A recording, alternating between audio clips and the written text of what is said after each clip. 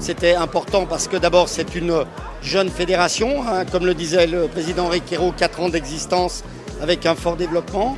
Et puis la Savoie fait partie des départements ex-rhône-alpins importants.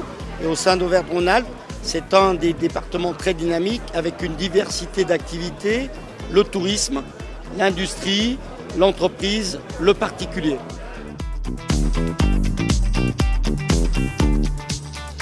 Globalement, l'activité en Auvergne-Rhône-Alpes est forte parce que nous sommes une région dynamique, la deuxième région de France.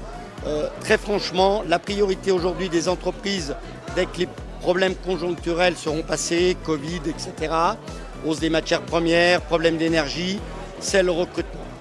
La vraie difficulté aujourd'hui des entreprises, comme d'ailleurs beaucoup de secteurs d'activité, c'est de renouveler demain notre personnel. Nous avons une pyramide des âges plus ou moins défavorable dans le bâtiment et toutes les entreprises ont des réelles difficultés aujourd'hui de recrutement et d'avoir demain la possibilité de continuer leur croissance et leur développement.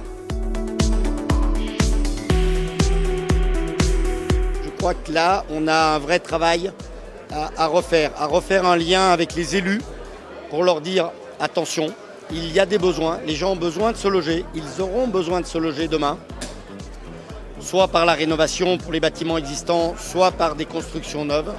Et il faut qu'on recrée un lien à la fois avec les élus pour qu'on ait un développement participatif, tenant compte de la transition énergétique, mais également un lien avec le citoyen qui a des vrais besoins et qui demain doit pouvoir se loger en France. Personne ne peut rester en dehors d'un logement.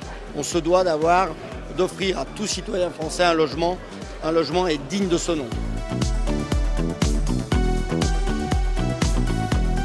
Oui et non, parce que le bâtiment va faire aussi sa révolution technologique.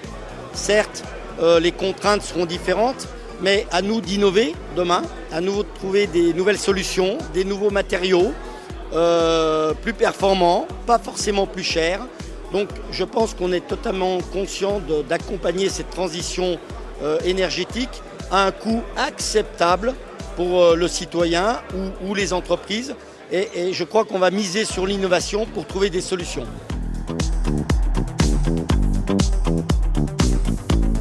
Le lien avec le citoyen, les élus vont devoir le faire. Effectivement, il y a un changement de comportement. Donc les gens ont toujours besoin de se loger. Effectivement, l'après-Covid nous montre que les gens ont besoin de sortir du milieu urbain, de retrouver de la ruralité. Donc ça nous fait repenser le mode de logement, la localisation de nos logements demain, les métropoles, les villes, mais le rural, qui a aujourd'hui, vous l'entendez partout, un grand succès. Et on va devoir se coordonner pour refaire des schémas de plans d'urbanisme et de logement compatibles avec l'attente des citoyens.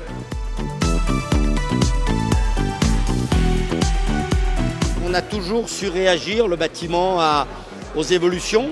On existe, c'est un vieux métier, il a toujours existé. On a toujours construit, même à la préhistoire, des huttes ou des cahutes. Donc on a toujours su s'adapter à l'évolution du monde et on le fera à nouveau en tenant compte aussi de cette problématique de transition énergétique, écologique, où on va s'approprier le problème. Donc on sera là et on va évoluer comme par le passé.